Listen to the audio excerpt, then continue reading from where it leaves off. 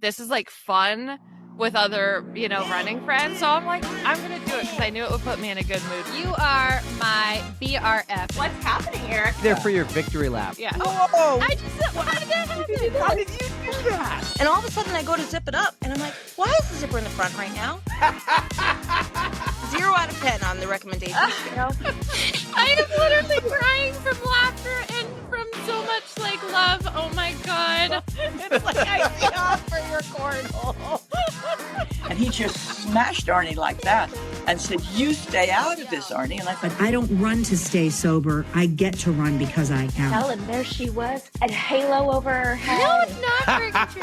Okay. And he steps to the side and just gestures. Here's the tinkle pot. I don't need to tinkle. 1, 2, 3, 4. What's up, everybody?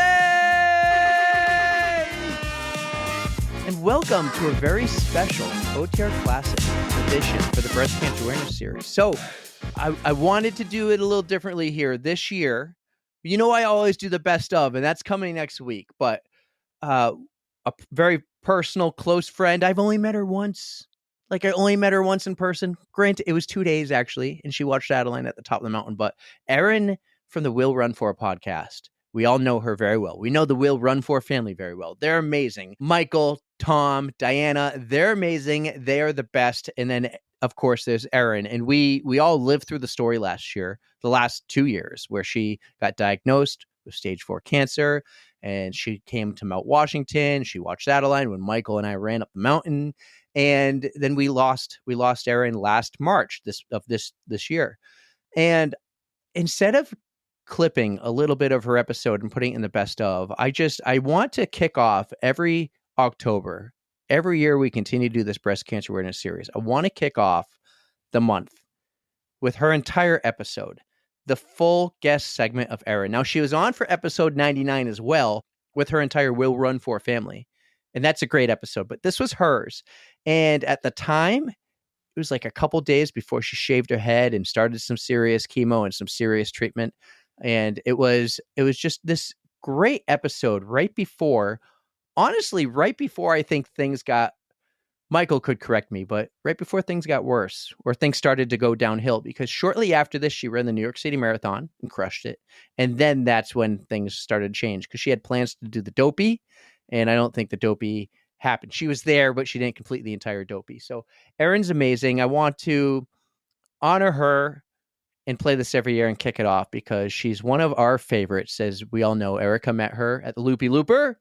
They had the sparkling skirts, and it was just meant to be right then that we were meant to meet them and befriend them. And we'll always remember her. And we love Michael. We love Tom. We love Diana. We love the Will Run For family. They're the greatest. And I'm so happy they're still doing their thing. And I can't wait to do more. And by the way, pay attention because next month, Erin's birthday is November 22nd.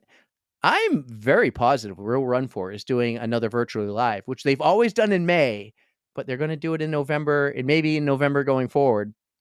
That's pretty much where we all sign up. We make a donation and everyone does a 5K on the same day, same time, virtually live. There's like a big Zoom call. Check it out. They're going to be doing it next month to honor her around her birthday. I think on her birthday. It's a Saturday, the 22nd of November. So you guys are awesome. I love you guys. Please enjoy this episode, this OTR Classic forever. One of my favorite classics because Erin means so much to us. So enjoy the episode. Remember Erin. She was amazing.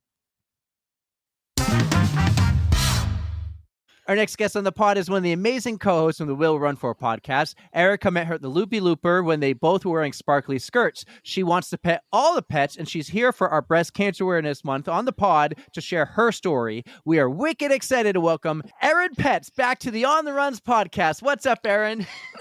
Hello. That was awful. Oh my God, but we're going to roll with it. Wow. Can't wait to see which take you pick.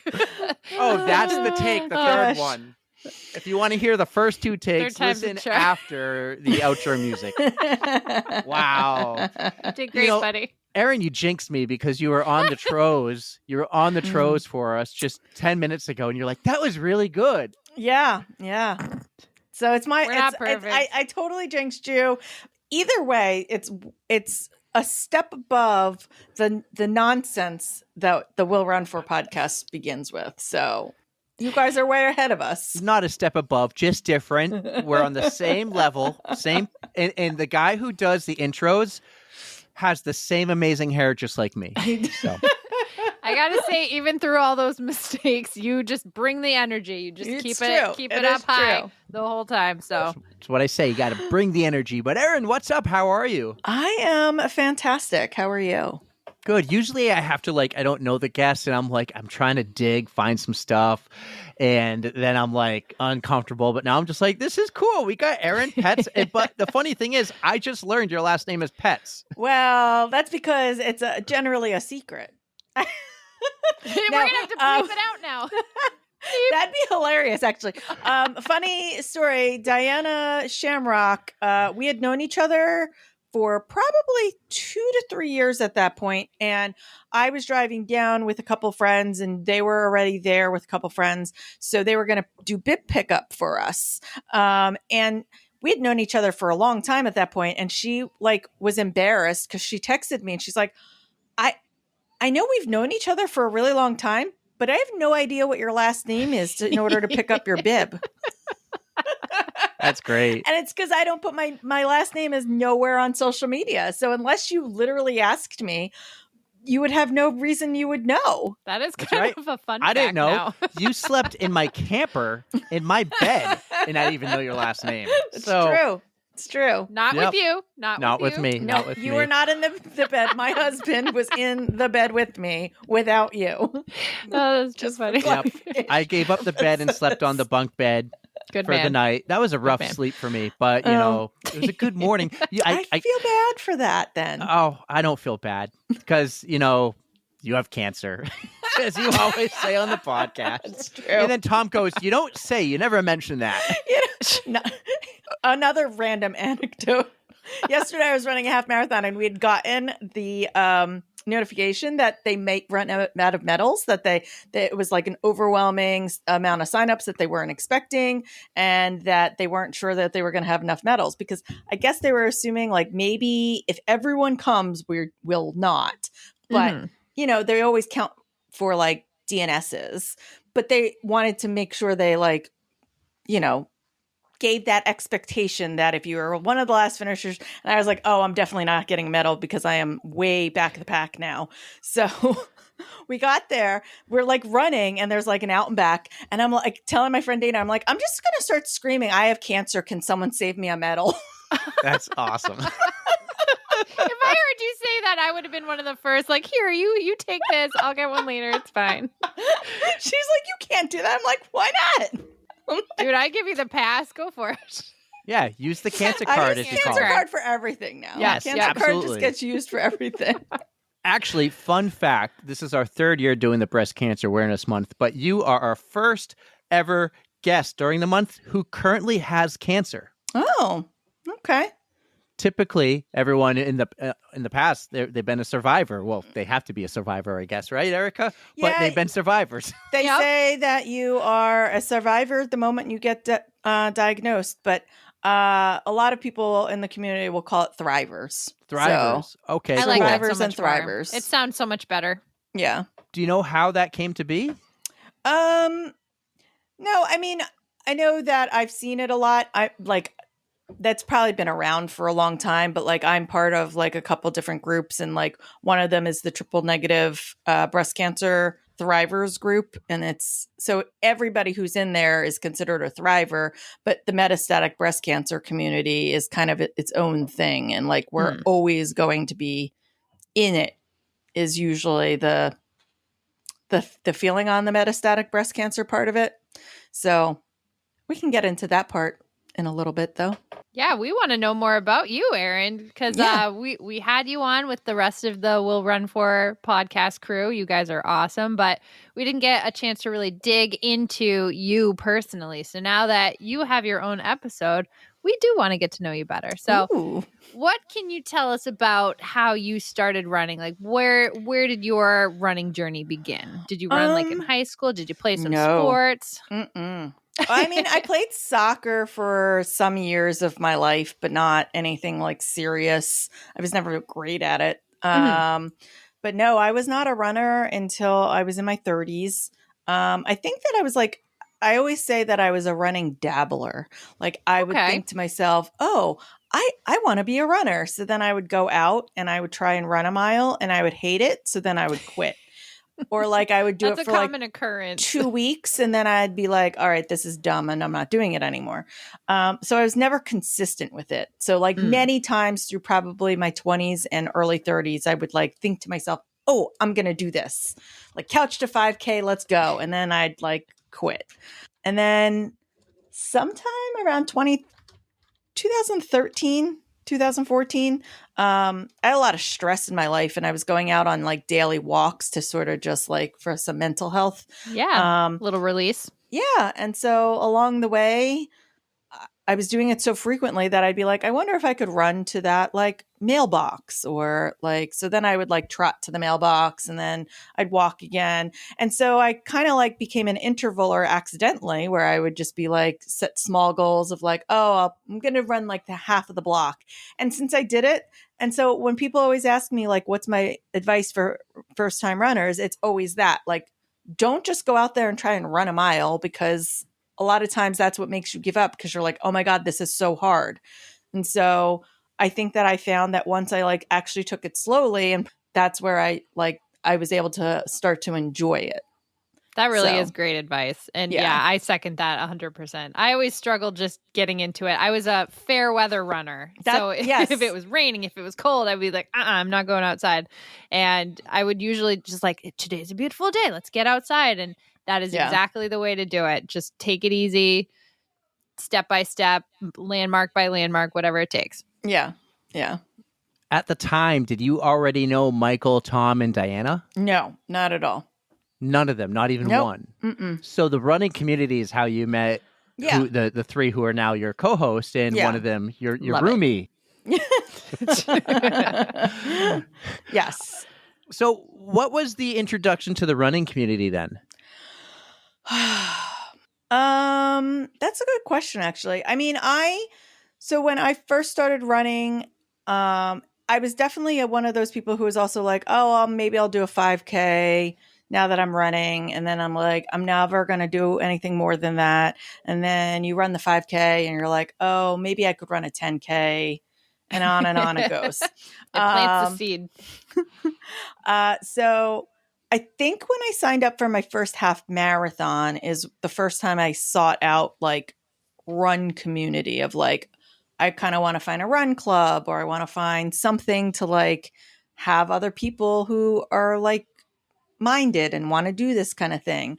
So I joined a local run club and I won't say anything like that. It was a great community of people, but they were not necessarily very super inclusive. Like it was like, hey, we're going to do a group run. It's going to be 10 miles and it's going to be a loop. So, but then they'd be like, all paces and all distances welcome. And you're like, that doesn't mean what you think it means. So you were still kind of on your own running Yeah, so I was because nobody was really your pace. struggling to find people. Luckily, I did find a couple friends that were like kind of in my pace, and I connected with them. And then along the way, I looked for running podcasts, and that's sort of how I met like the Team Shenanigans folks. I had an old friend from like college who was a runner. Who threw me into this Team Shenanigans group. And I was like, I don't know what this is. And it turned out they were like mostly all Run Disney people. Oh. And so that's how I got connected with the Run Disney people. It's like you're reading my notes. And natural progression. they also did like group runs like around the country. So like their big meetup for that year that was outside Run Disney was in Bird in Hand, which is in Pennsylvania. And so that's how I met Tom and Diana was they came to be part of that group run. And I think there was like 30, maybe even 40 people that flew in from all over the country to be there. And that's, I think, the first time I ever, what I call fun run ran a half marathon where like we didn't care about time. We took selfies with like the pigs and the cows and the horses and eating cookies and taking pictures with spectators. It's where I learned that you can pet dogs while you're running. The previous like club that I was in was so serious, and everyone was always like looking for the next best thing, like always like trying to get faster or run better. And like I almost had stopped like loving running because I just felt like everything was always so serious. And so those were the people who taught me like what it truly meant to like fun run a race. That's awesome. So at this point, you're doing the half marathons. You've done official ones before, or was that like your very first attempt at the distance? That's a fun way to do it, though, with like just kind of a fun run. Takes the stress and the pressure off. My first half marathon, I came across the finish line injured and hysterically crying. Oh, no. So not a great experience. So this other one was way, way better for you. And that was supposed to be my one and done half marathon. Mm-hmm. We know how well that went. Erin, you know the rule of the pod, right? Spare no details. Yeah, that was supposed to be my one and done. And then, of course, because like it went so poorly and I hurt my knee while doing it, I was like, well, now I have to do another one for like, vengeance sake. Mm-hmm. And so I signed up for another one that October because I was like October. And then as soon as like I started down that path, it was like, okay, well, I might as well sign up for another one. And then that next summer is when that next spring, I was running with a group of people, and one person was training for the Marine Corps marathon. And my friend, this other girl that I knew was like, I've been thinking about running my first marathon. And the next thing I knew, I was being convinced to run a marathon with her. Peer pressure at its finest. That's what runners do. We're all really terrible influences on each other. Uh-huh. I mean, I convinced a couple of friends to do what was my first half marathon. I got a couple of friends to do it with me, and they totally kicked my ass. But I was like, I'm not alone out here. This is great. Yeah. Runners are terrible influences. If you want somebody who's going to tell you not to do a race, definitely don't ask me. Same here. Because if you're going to ask me, should I do this? I'm going to be like, yeah, why wouldn't you? You can. It's easy. Like, I don't understand. I love you for it. I think that's amazing because I have the total same mentality where why not? What do you got to lose? Yeah. Like, what's the worst that happened? And honestly, I am a big proponent of DNFing. Like if you start and you can't finish, so be it. That's like, who cares? Mm-hmm.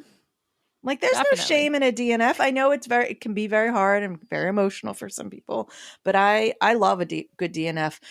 You learn more from the DNF than you do from the successes. That is true. Absolutely. Well, we love a good DNF story. So the more DNFs out there, the more content. I have a lot of DNFs. Well, tell me about this DNF. At Disney, you do a lot of Disney races. I do. Isn't there like a bus or something that comes along and picks the parade up? Bus. Yes. Yeah, we call it the parade bus. Yeah. So you had a race one day where you planned on, I guess, DNFing and getting on the bus eventually. Yeah, I mean, I was thinking about not starting the race. This was this past January when it was like less than a month out from when I had been diagnosed with breast cancer, and Michael and I were trying to figure out like what our calendar was going to look like. And so Run Disney for me is about the community. Like the races are great. And I love running in Disney. I love, getting to run through the castle. I love all of the characters. I love all the things about Disney. But the thing that keeps me coming back, even when Disney keeps outpricing everyone, and it's just really annoying how expensive it's gotten, but I keep going back because that's where my people are. Like all of my friends and like people are from all over the country. We have friends from like California. We have friends from like Texas. We have friends from, Chicago area. We have friends like they're just from everywhere. And it's the place where we can all come together and hang out. So it meant a lot to me to go this year. Because I wasn't sure what my life was going to look like after. So I really wanted to make that weekend work, and I hadn't planned that. I wasn't sure if I was going to even start the races, and I decided to at least do the half marathon because I knew that I could at least walk a full half marathon if I needed to. Mhm. But I didn't know that if I could walk a marathon, especially after walking a half marathon. Right. It's a lot. So I was like, I'm probably not even going to start. It rained for the half, like stormed. So they cut the course and it was only like 7.6 miles. So everyone was like, well, then you might as well get some more miles in tomorrow. There you go. Good friends. They tell you to keep going. I know. My friend Sam, who is what was called a perfect Dopey. So he's done every single Dopey since the beginning of Dopey. Since Wow. they started doing it. 10 now, right? 11, 10? It's more than 10. 10, 11. 23 was, this year coming up would be 12. Okay. Ooh, okay. Yeah. Erica will be back for the 15th then. She likes anniversary years. I do like they're good anniversaries, years. but we'll see. So he is an extremely fast walker, and he walks almost an exact 16-minute pace. So he was like, I'm going to walk you through, like, you're going to do it. We'll get to Magic Kingdom, and then you can, do whatever you want. I was like, all right. So that's what I did. We walked to Magic Kingdom. I took pictures in front of the castle. I decided that my legs still felt okay, so I walked my way to Animal Kingdom. So I did 16 miles of walking, and then I took a picture in front of the bus and said, peace out. And I got on the bus, and they took me back to the finish line. So That's still very respectable. That's a lot of miles on the legs. Yeah. So I planned that DNF for sure. I mean, I'll take a DNF over a DNS. It's fun. Yeah. Well, my favorite At part least of you a tried. race is usually the pre-race. You get there early, you mingle, you hang out with people, and then you go run. I feel like a lot of people kind of bail quickly after. So you showed True. up to the beginning, you saw everyone, they all went running, you did your thing, you got on the bus. I think you were even recognized on the bus. I was recognized on the bus. Because you're famous. As Tom would say, it's the price of fame. Yes. Yeah.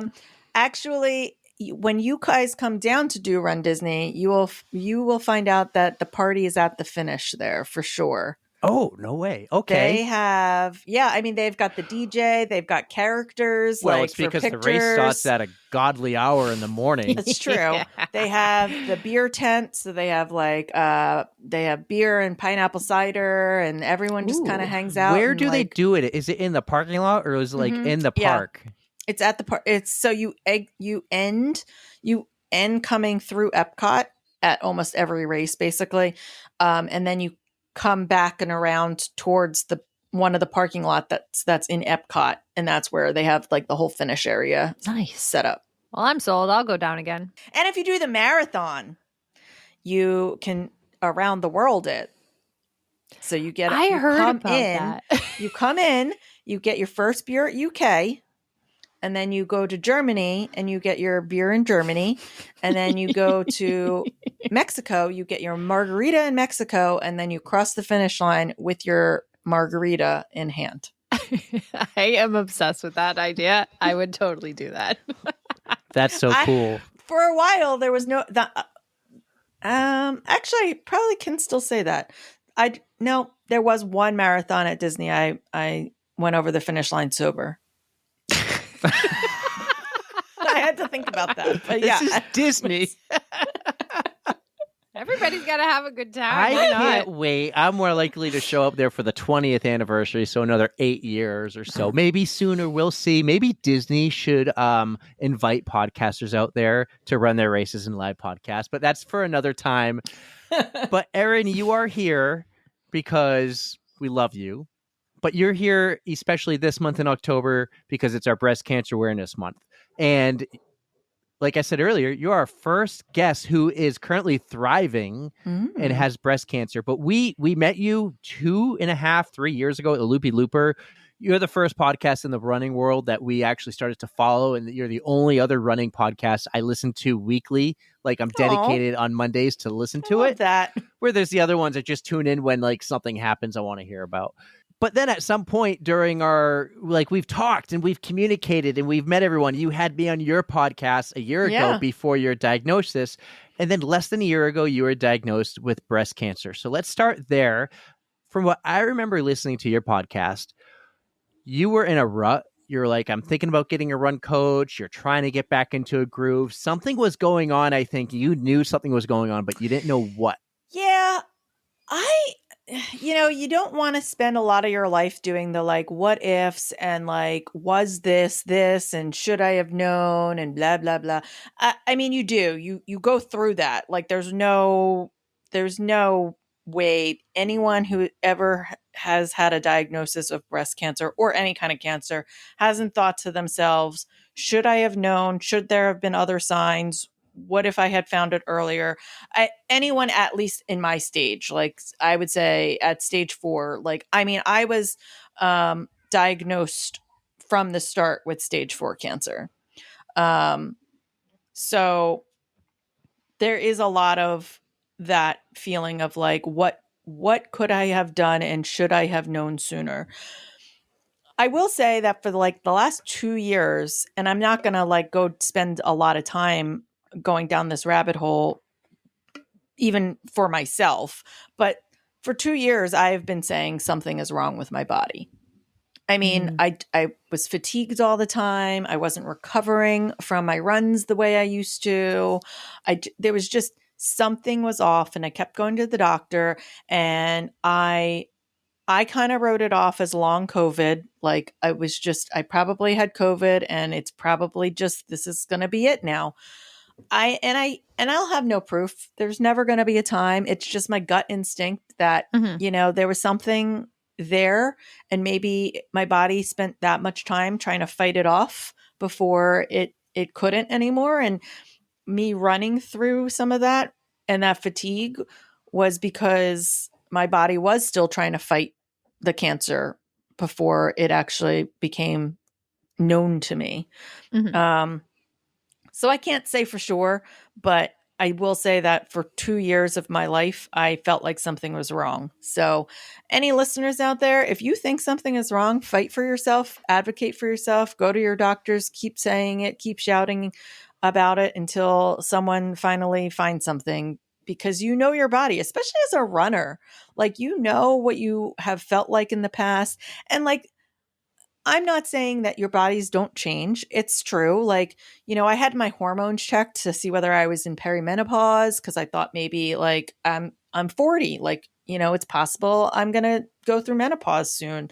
So I had my hormones checked. I had so many things done to try and see whether there was something specific wrong with me. Eventually in, I'd say around October, I started actually having pain in my breast as I was running. And honestly, running is the reason I found it when I did. It grew so fast that I think I would have found it pretty quickly either way. But that was the first inkling of like, something is not right. As I'm running, there's this pain that I'm feeling in my chest. And so, yeah.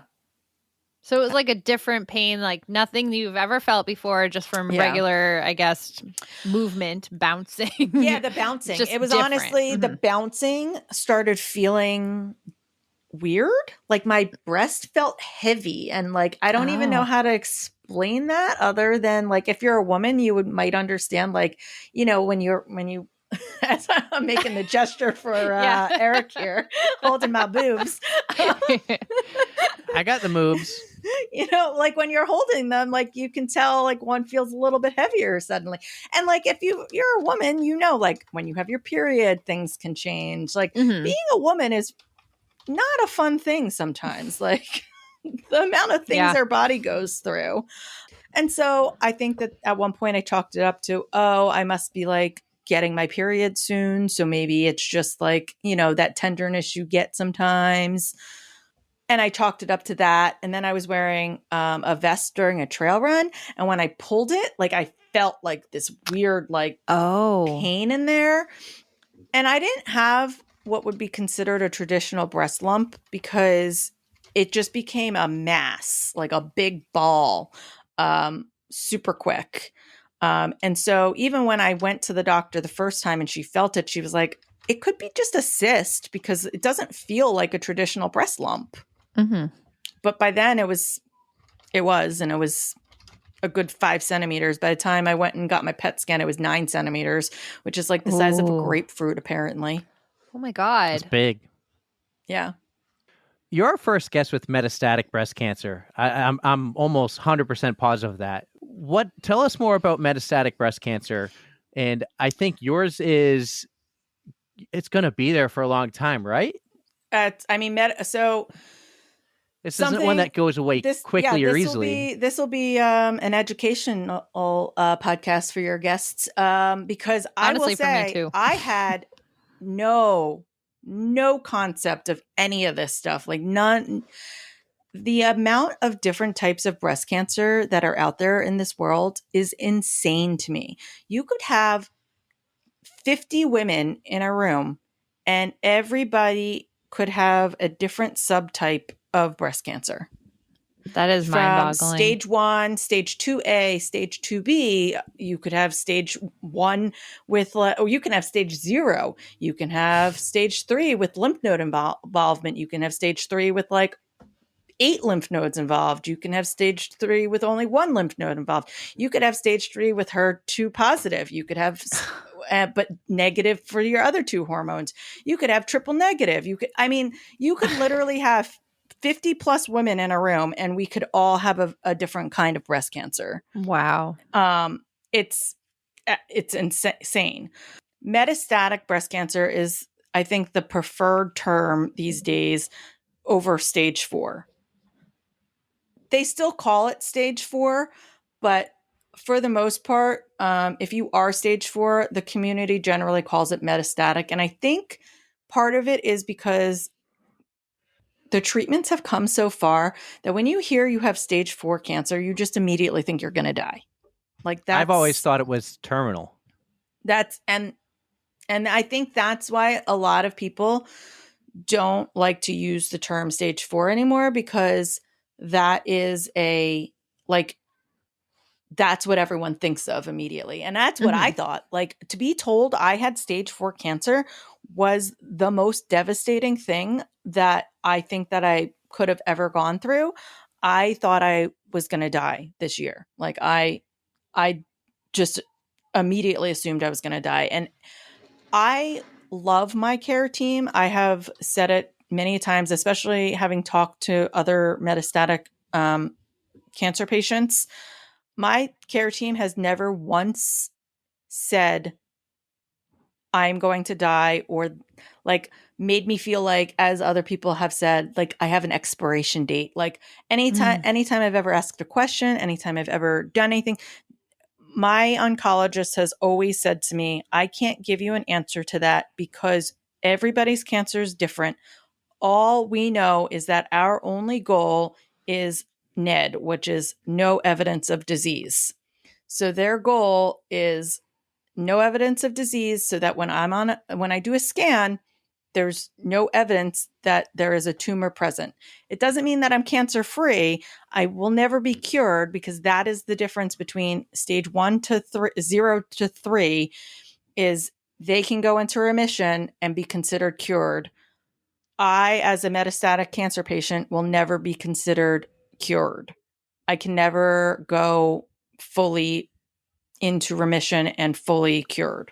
So even though there's no disease detected. So there's no evidence of disease detected, but the tumor, which means that there's no solid mass tumor. So the things that you see, like the tumor that's in my breast, the tumor that's in my lymph nodes, the tumor, like whatever tumors there are, can be seen on a scan. Prior to it being able to be seen on a scan, we all have cancer cells. Like, sorry, you guys have cancer cells in your body, but your immune system is constantly fighting them. Really, what it means is that they can't see a solid mass tumor, but it does not mean that you're cancer free. And taking you off any treatment would be a risk. There are women and people who just want to take breaks from treatment, and they'll take people off treatment for like 6 months and like do a scan. to make sure that but you will always be getting scanned regularly. You'll always be making sure the disease is not progressing. There is a extremely high risk that there'll be Mets found in other places, the metastatic part of it, where it's moved to other places, because that's what metastatic cancer is. It's moved outside of the area that it originated. So to be metastatic, it means that you have evidence of the disease in like your kidney, in your liver, in your brain, in some other part of your body is essentially what stage 4 cancer is. That is so heavy. Once it moves out of the area where it originated from, it means that it's had access to the rest of your body. So you might actually, even though no one can see it, there might be like cancer inside of my liver. It's not progressed to a point where you can see it. Oh, wow. So that's something that just the scans that you're going to have for the foreseeable future are just going to have to try and see if anything changes, and if it picks it up, then treatment will change. And so what are you doing right now for treatment for it? Well, currently I am on, like at this exact moment, I actually had radiation today. This is my first experience with radiation. Back in June, I had a stable scan, and then I started having some pain again. And so we went back and got another scan a little sooner than we would have. Was it the same pain you had last year? It was. And I don't know why I didn't connect this. So my metastatic cancer is because I have a mediastinal lymph node that has cancer in it, which is the lymph nodes that are behind your chest wall, like kind of by your heart and your lungs. So the scope of breast cancer is the ones that are underneath your armpit and then a little bit into like your neck area. Those are considered within the scope of breast cancer, and they consider that to be, if they are able to get the cancer out of them, it has not accessed the rest of your body yet. But because this has gone beyond that area and made its way down the chain of lymph nodes, it's considered metastatic now. So I had a tumor removed from one of those lymph nodes to be biopsied. And that's the one that I learned now was actually the one that was causing the pain. I didn't realize it wasn't the actual breast tumor. It was that one. And the reason why I found that out was because I started having pain again at the beginning of August. I went back to the oncologist at the end of August, said, "Hey, I'm having some more pain." And he's like, "Before we do the next cycle, let's just do a scan, see what's going on." And unfortunately, it showed disease progression. One of my armpit tumors had more than doubled in size. And then one of the ones there is like a 2.5 centimeter in there. So he basically said we could do radiation to shrink that quickly, but that's the one that's causing you the pain based off of where you're pointing. So I don't know why I didn't connect it, but when they took that out, it was because I had major surgery. They cracked me open to get into it. They like went in through the side and then like tore you. God, Erin, none of this sounds good. This isn't a visual medium, but I'm like using my hands to like. Actually, it is now. I know they have to do that when you're having like when you have to have like heart surgery, like they do have to crack. I watched. Well, they didn't want to crack my chest, so they went in this way. But like it was here, so they had to like go through all of that tissue to get to the center. So they went in under my armpit, but like then you have to get all the way to the center there, so that I didn't have to worry about bones healing. But like the rest of it was like cracked open. So so I guess by the time all of that had healed and the pain had kind of gone away, I was also in treatment. So I just kind of thought that like the pain had gone away because of that. And I didn't connect that was what was causing it. And when they removed the lymph node, they removed the pain. Until now, it was starting to be painful. So I'm on radiation right now so that they can at least get some of that shrunk and me more comfortable. They consider that palliative radiation, not curative radiation. So it's more for comfort than for curativeness. And then in October, I'll go back on to chemo again. And that round, unfortunately, on the one I'm going on, I've been lucky enough to not lose my hair, but looks like I'm going bald. I'm going for the Eric haircut. Shaved, baby. I think I saw that on some of your social media that Yeah. you're just going to do it yourself and take I am. control. Yeah. I Good know for you you. talked about it on a previous episode, and Michael and Tom were like, "Hey, now, Diana, it's your turn." Hey, it's a great look. Whatever you choose to do, if you choose to rock it, amazing. If you choose to do something else, amazing. But if you want to know, you get cold pretty quickly up here on top. So if you put, you can wear all the hats, and you can probably do a lot of fun thing with hair. So, or wigs. I know some people do cold capping. Actually, have you ever thought about cold capping? Yeah. Is it It's how a lot of effective is it?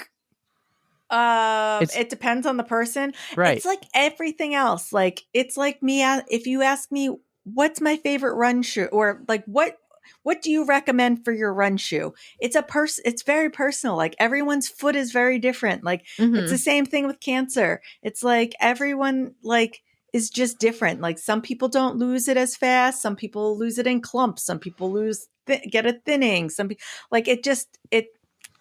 and the cold capping I've heard can work, but I've heard that it can't work. And I don't want to go through like this whole thing of like, maybe I'll get to keep it and then like pay all this money to try and do it. And then like, it doesn't work. And I would just rather be like, fuck it. I'm done. Yeah. Shave it. I was going to say, I feel like, shave it. I love that. I was going to say, I feel like your attitude is like, you're not worried about it too much. It is what it is. We'll see what happens. No, I'm not going to see what happens. I'm just shaving. Oh, I love that. It's going. I love that you're just going to She's go taking for it. control. Yeah. Well, we have a date? I've talked to a number of people who are on my treatment. It's called Trodelvy. And almost everyone I know, there's only one person out of all of, so they say 50-50 is about like the statistic. But the thing that I don't think that I realized until I started talking to these people were, yes, they're the 50% that get to keep their hair. They keep their hair to a point, but it's still very thin. It gets to the point where it's like they still lose like 50% of it to like 70%. And I'm not walking around with 30% of my hair. So I would rather just be like, I love that you're going for it. Yeah, so my treatment starts on the 14th of October, and I am shaving my head on the 11th of October. Hey, I'll do it with you. Eric will do it with you. Erica, are you in? Let's shave our heads. I have a weird bump in my head. I don't know. I mean, I do love too, you, but I don't got love a you choice. for it, Erin. No. You could donate it and I'll grow back, Erica. Erin, I want to ask you, a big reason we did this 2 years ago with breast cancer awareness and being a running podcast was how amazing the running community is. Have you found the same things with the breast cancer community, or have you really just stuck with the running community because you have that group? You have a big Disney running community as well, and they're supportive. Are you involved in both? Are you just sticking with the running group or? It's hard. I know that when I introduced one of your episodes, we brought up that I have a running podcast called Pace Yourself, It's Just Cancer, that we're just starting up this month. Because I will say the community of runners out there, or the community of cancer survivors, thrivers out there that also run, is even smaller than the running population portion of the. So like they say, like 1% of the United States has run a marathon. So of that 1%, like, I don't know if there's even 10% of them have run with cancer or after surviving cancer. I mean, then you're looking at an even smaller population. So it's been hard because I'm generally a person who wants everything to stay the same. Like, I don't want to be treated different. This is just my life now.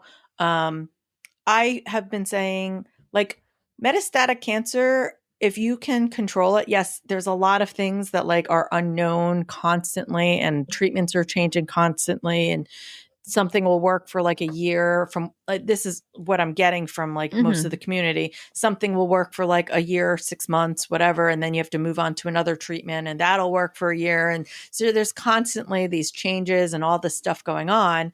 But like, I wanted everything to sort of stay the way it was. Like, I wanted to be active. I wanted to still run. I still wanted to vacation. I still wanted everyone to treat me the same.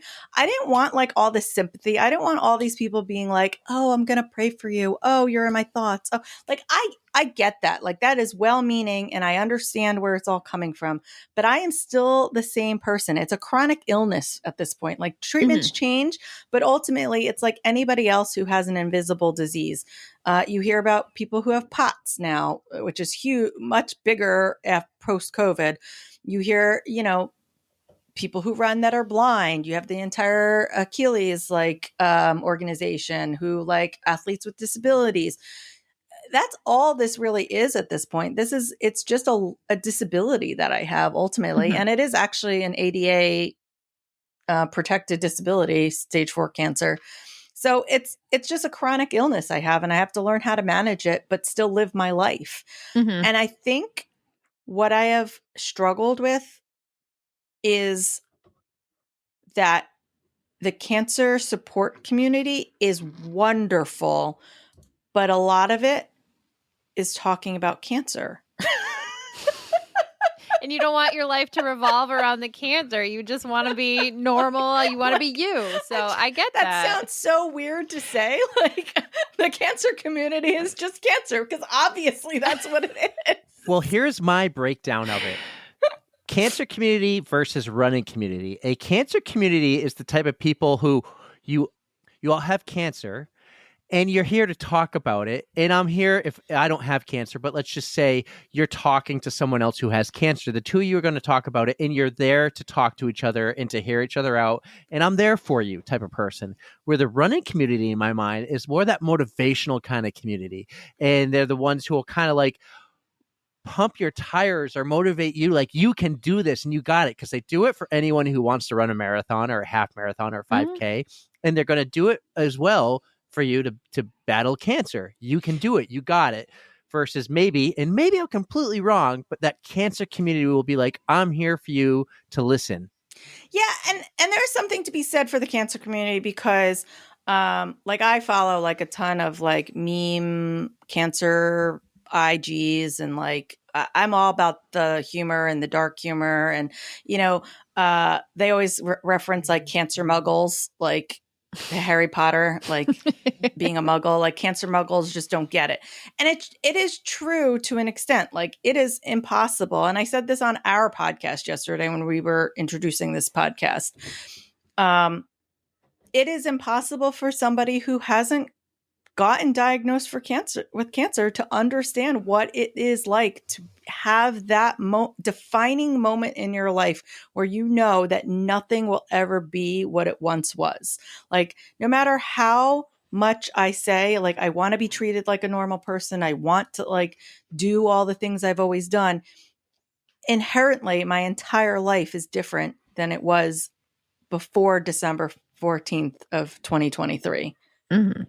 It's just a fact. So I think there's something to be said for needing those people in your life. And maybe that's what kind of drew us to this idea of starting this podcast, because you need people who understand that feeling, but you also need the people who understand the feeling of like, I have to keep going. Like, I have to keep living my life. And I'm not saying that the people who are in just the cancer community alone are not like that. It's just a different type of way about it. There's just something a little different about it.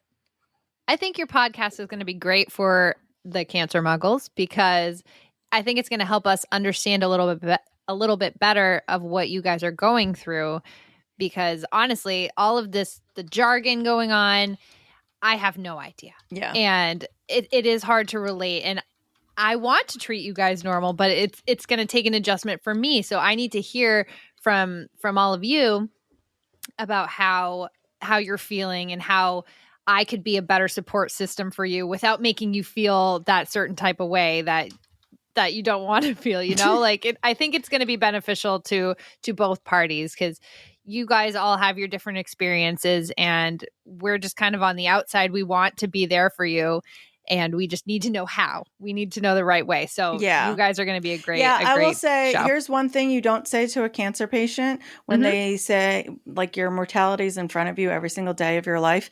And then you walk up to them and you're like, how you doing? And you're like, I don't know. I have cancer. I'm going to die. Who knows when I'm going to die?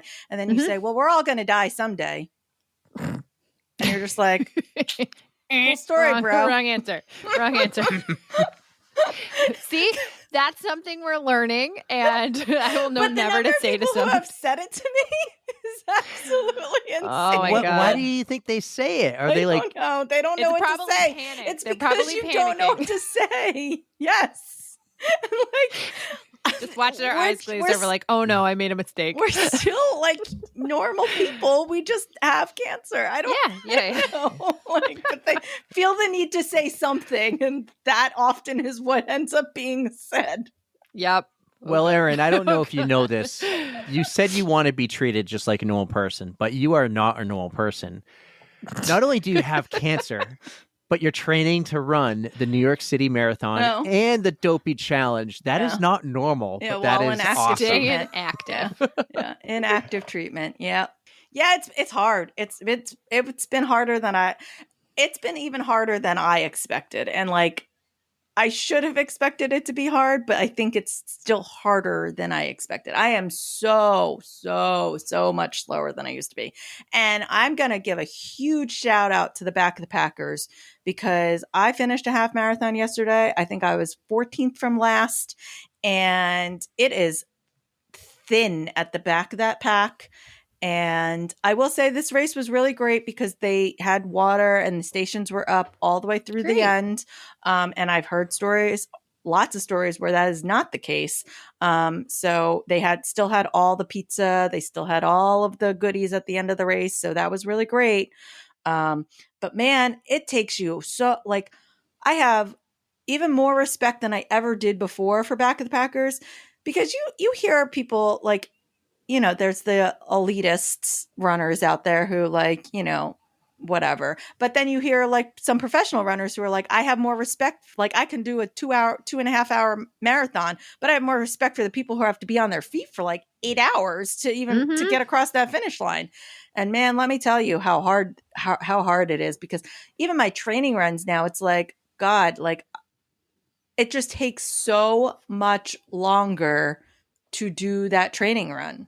Like what I could when I could do a 10 miler in an hour and 40 minutes, now it takes me 2 hours and 10 to 15 minutes. Like, it's a big block of my day to like. I just have so much respect though for sticking it out, the sheer determination in the whole of the Back of the Packers. I think I love to see it, because it really does like kind of gives you a little hope for humanity, knowing that people are just out there doing what they want at the pace that they can, just making it happen. And I've loved the Back of the Packers. I fully believe parties in the back, and I have paced with some friends in the past, and like I'll slow down. Like, I've always been one of those people who's like, I will slow down to whoever wants to go the slowest. Like, if we're doing a group run and you are the slowest person, I'm not leaving you. I love me a walk break. Yeah, it's great. But it's difficult to go the opposite way, to be the person who you feel like yesterday I ran this half marathon. I kept saying to my friend Dana, just leave me for dead. It's fine. Just leave me for dead. Just you go. And she's like, but I like walking. I'm like, I think you picked a great marathon though, because New York City is great with the final finishers. They really do. Like, people stick around all through the night, no I matter know. how long it takes people. And they live extended the stream final finish to 10 p.m. Did they? That's Yeah. great. Because I've watched the live stream of that, and it's just like I will get emotional just I watching. wanted It's so so great. bad, and I was just so tired. We had been cheering for. I honestly don't know whether running the marathon or cheering for the marathon was more difficult at New York. Cheering takes some effort. Because we got up at 8:00 in the morning because we wanted to see all the elites go by. So we cheered from 8:00 in the morning until like it was like 6:00 by, and we were going to go to the finish line. We were going to take a little break and go to the finish line, but we had been on our feet the entire time, walking and trying to get from place to place. It was so much, and we just never made it over to the final finishers. I really wanted to do that so badly last year, and I was so tired. That's still awesome. You were out there cheering. I mean, it really does take a lot out of you because you're just yelling the whole time. You're clapping. You're still being active. Like you're standing up the whole time. Like you're probably not eating or drinking as much as you normally would. Not like at all. You're going through it. Yeah. Yeah. I mean, don't get me wrong. You're running a marathon, so those people get all the credit. But I'm just saying it was harder than I was expecting. Yeah. We make it look good at mile 19 of the Boston Marathon, but they don't see the behind the scenes. Yeah, there's a lot of walking and carrying stuff. It's hard. It's hard. Like you should be cheering for us. Yeah, right? What's the game plan for New York, though, outside of the actual run?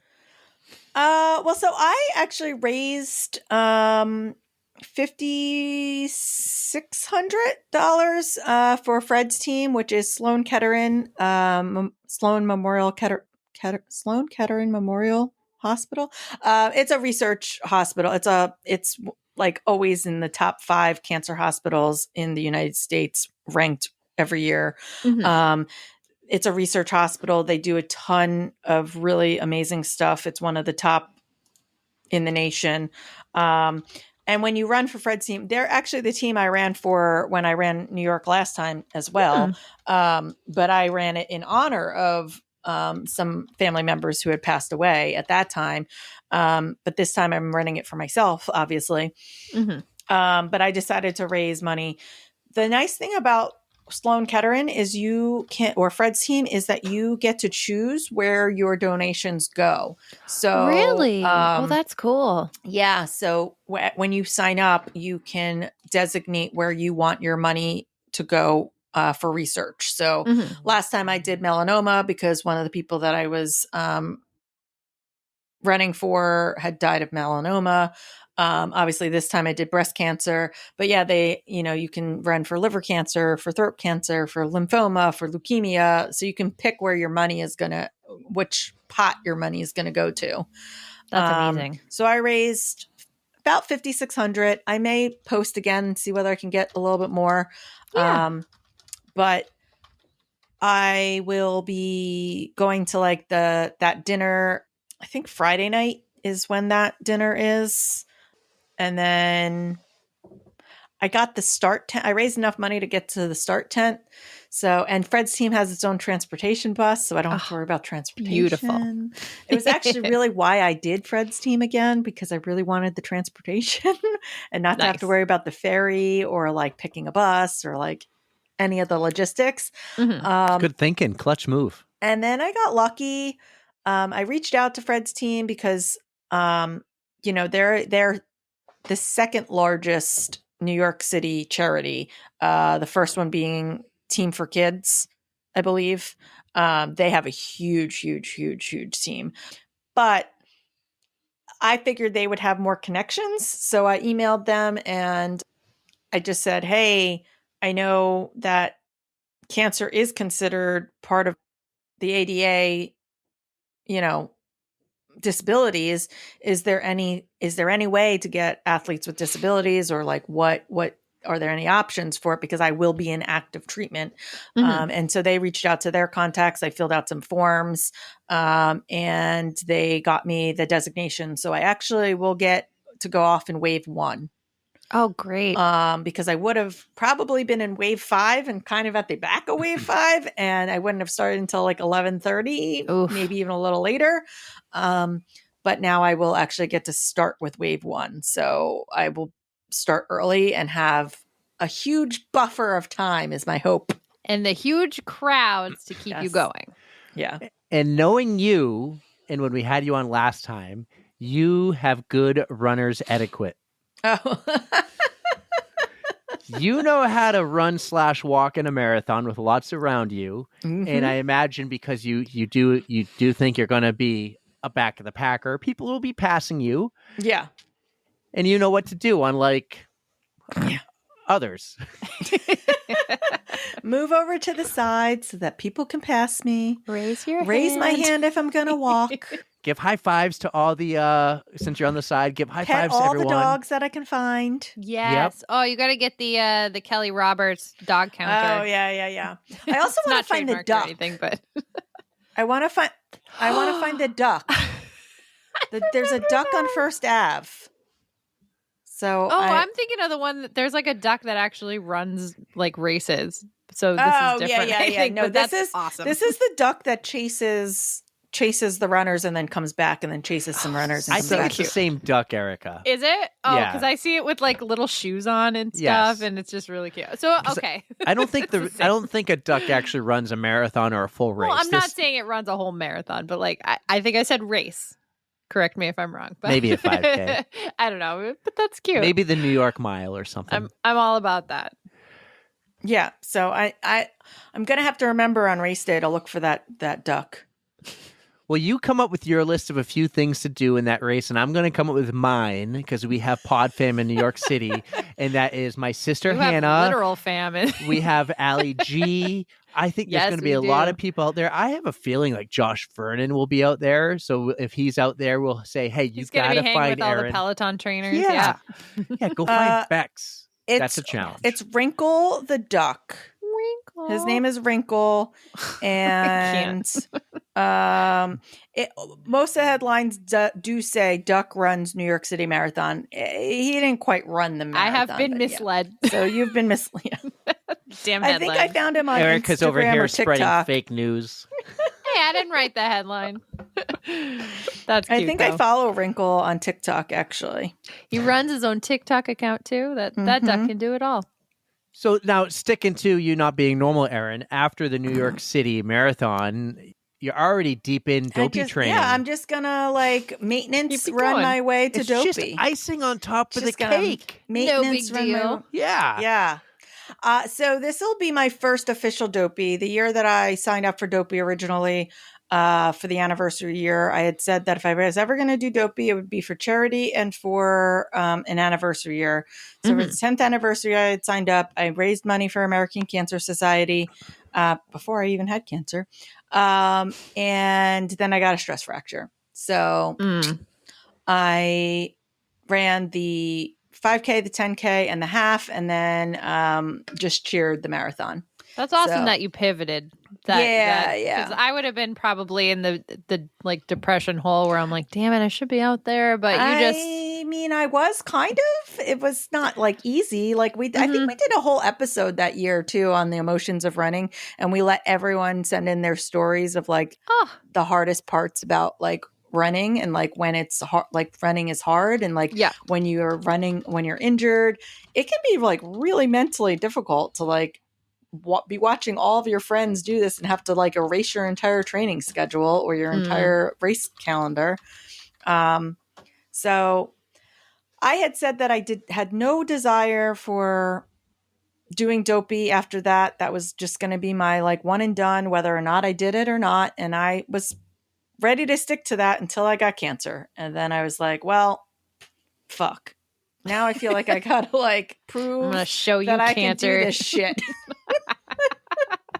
I'm gonna give it everything I got. So Michael's like, yeah, I mean, it'll give you something to work for, keep you active, keep you motivated. So Yeah. You just mentioned Michael. What's Michael been like during this whole process? I mean, he's the best. I jokingly say, and maybe it's only half a joke, that I ruined his life. Well, I mean, we got married and So then like, modest, 2 Erin. years later. I mean, this is not the life he signed up for. You guys are a great match, though. You can just see the chemistry you guys have. Poor guy. So yeah, I mean, he's been great. I mean, he has his days too. It's hard. That's the part where I say, like, we would love to have some guests on who are caretakers and have to like watch, because it's also, there's something to be said for watching someone you love go through it too. Like it's a different experience for him, but it's still one that's probably just as painful, just painful in a different way. And so it's hard because we don't really get to run together as much as we used to. And so our training schedules are very different now. We used to run out in the woods regularly, and I don't really trail run that much anymore. Everything's a lot harder. So we just have a very different life than what like we quote unquote imagined. But like, that's life, I guess. Nothing necessarily goes the way you want. I mean, I wanted to run 100 miles at one point, and I think that I have to be more realistic about where my life is at this point. I'm like, come back to the dark side, Erin. I'll do it with you. Speaking of that, loopy looper, I'm in next year. I do still really want to like put some of these things back maybe one day, but we'll see. Erica, but wait. Yeah, he's great. Erica, wait, you just committed to Loopy Looper? Oh yeah, I'll probably do like the 12 hour or something, but I'll be there. I'll hang out. Why not? All right. Do you know when it is, the dates next year?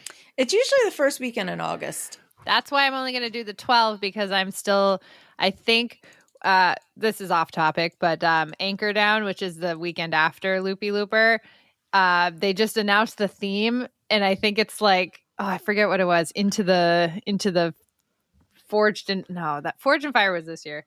I forget, but I might do 24 next year. Today they just wait, what? Yeah, it's making 24 hours? Yeah. Anchor Down? I might. This Into the abyss. How perfect is that? This is the huge perfect year news. to try. You're ruining Erin's episode by breaking news. It's fine. No. Well, no, the reason you don't get to cut that. Yeah. Anchor Down, the dates came out today. It's August 8th. Mm-hmm. Which so I Loopy feel Looper's like the weekend before. So are we sure Loopy Looper's August 2nd then? Usually. Usually it's the first weekend. Yeah. So well, August 2nd technically is the first weekend. So it's just the numbers threw me off because I'm used to Anchor Down being like in the teens and Loopy Looper being like the 7th. So it's like the 9th this year or the 10th you're or something. You're in. This is awesome. I haven't officially committed to anything. No, you yet, did, but... Erin. You heard it, right? Yeah, it was Saturday, August 3rd this year. So I would assume that it would just be. It makes sense. I'm just losing it. I was trying to get Jess Lindemann to do it with me because she just did her Pemberton thing. So I was like, hey, since you're on the ultra high, come do a race. I don't know. This is where the Down ultra is one of those ones that's always like been like, I mean, we've heard of Anchor Down even long before, we knew you guys. So like, that's always been like one of the ones that we're like, oh, that would be a good race to do. Are you still thinking about coming to Washington? Maybe I'll make Michael run that one so that I would love to see you guys there. We can all be miserable together. I'm not going to run the 100 miles, but I'll make. Oh, you just hang out. That's going to be great. Well, this year Michael did Mount Washington with me, and you were kind of like, you had some FOMO. Yeah, I mean, that was like that there was some contention on that race actually, because he signed up when we had always said that we were going to do that together. Then he signed up, and I just cried that I had cancer. It was the whole thing.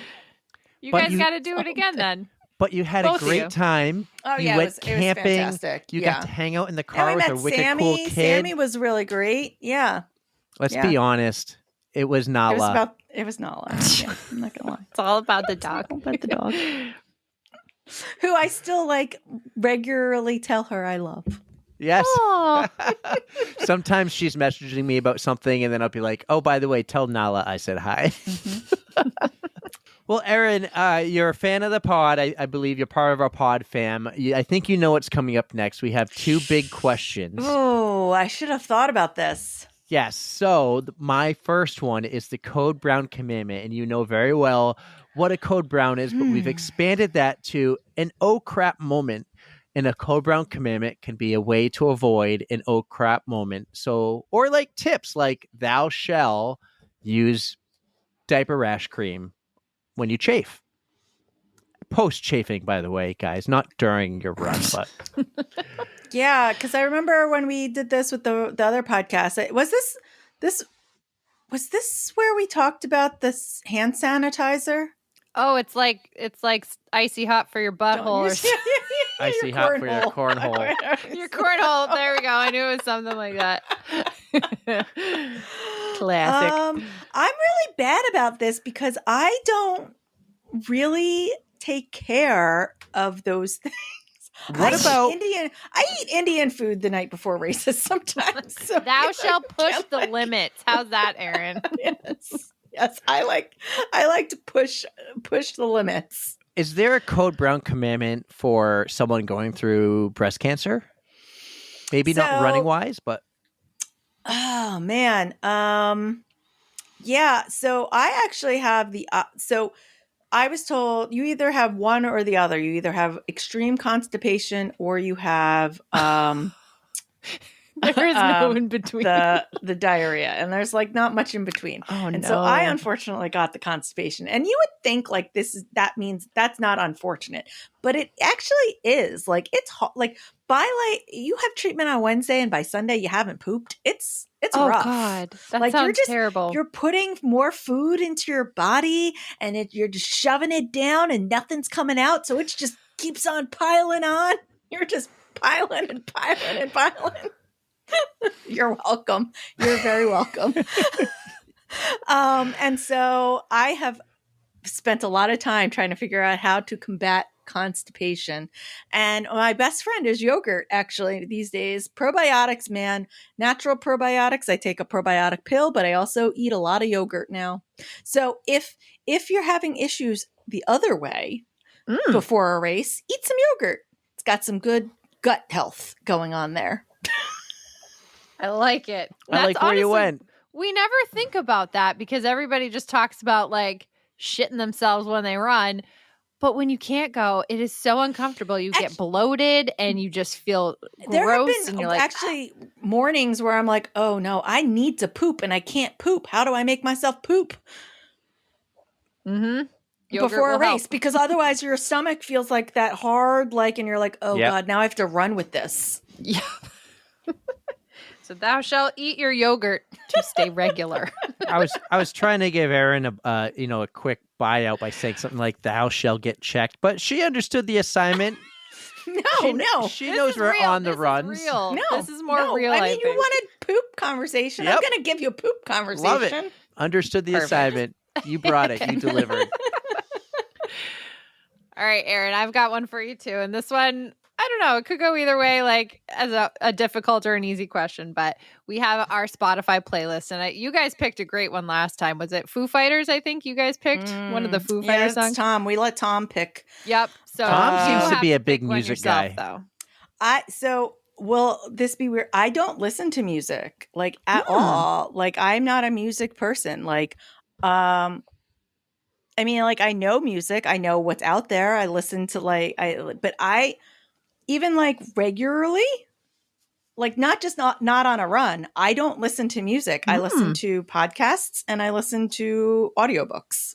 Well, then this may be the perfect opportunity to once again plug your podcast, the Pace Yourself. It's Just Cancer podcast.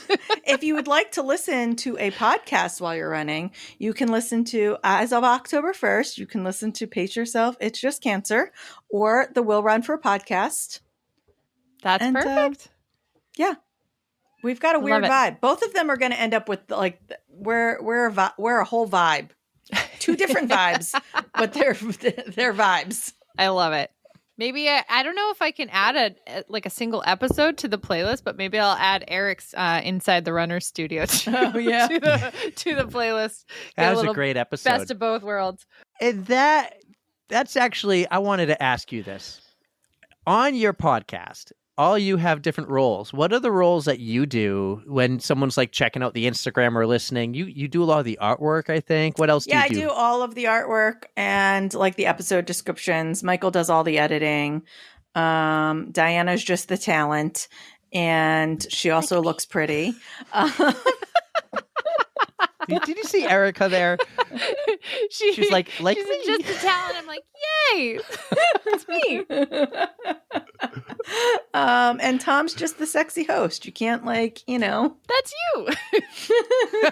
Oh, thank you. With the great shaved head. Tom was like, I love that you call it shaved. I'm like, of course, dude, of course.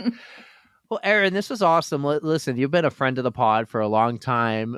We were just getting started when we met you. I unfortunately didn't get to meet you, and when we did, Erica did. But I felt like when you showed up to the campsite before Mount Washington, it was like we've known each other for years.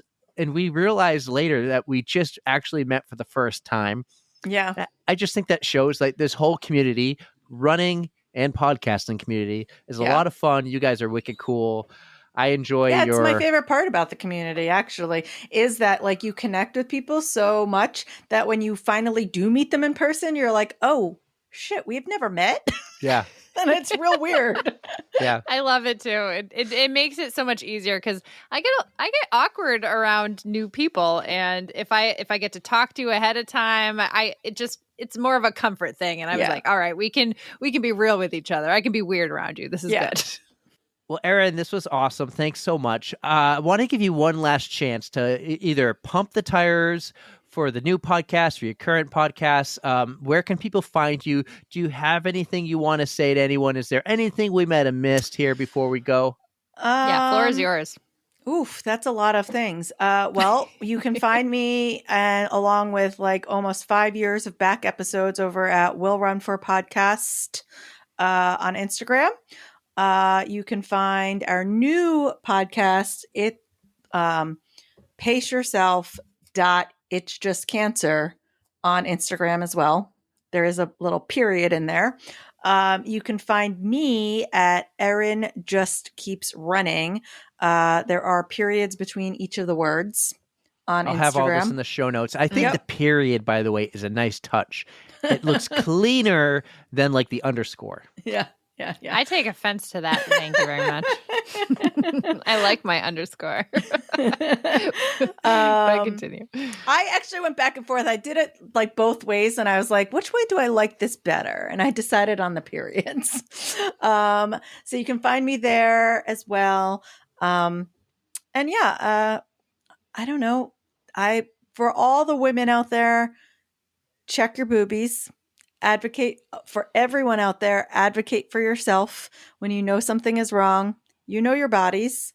Don't let doctors continuously tell you something's not that you don't understand your own body.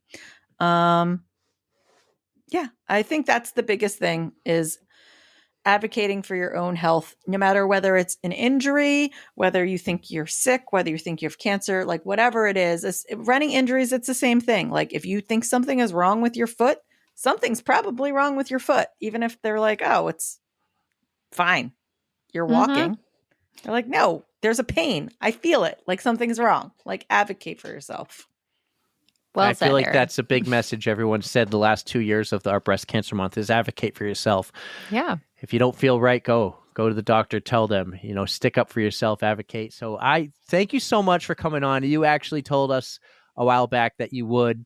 I wasn't sure if I was going to ask originally because I'm like, well, we've never had someone on who is currently, as I'm going to call it now, thriving with cancer. So I love that you gave me that new terminology there, that adjective. You are thriving with cancer and you are thriving everywhere in life. You're going to do great in the New York City Marathon. You're going to do great with the Dopey Challenge. You're going to have that amazing community behind you, pumping you up and getting you motivated because like I said about the running community, they're more that motivational. You can do it. You can do anything. You're a badass. Yeah, for sure. Thanks guys for having me. I love this. This was so fun. I love you guys. We love you, Erin. Keep doing what you're doing. We love to see it. And we're going to be following along with the rest of your journey and can't wait to listen to your new podcast.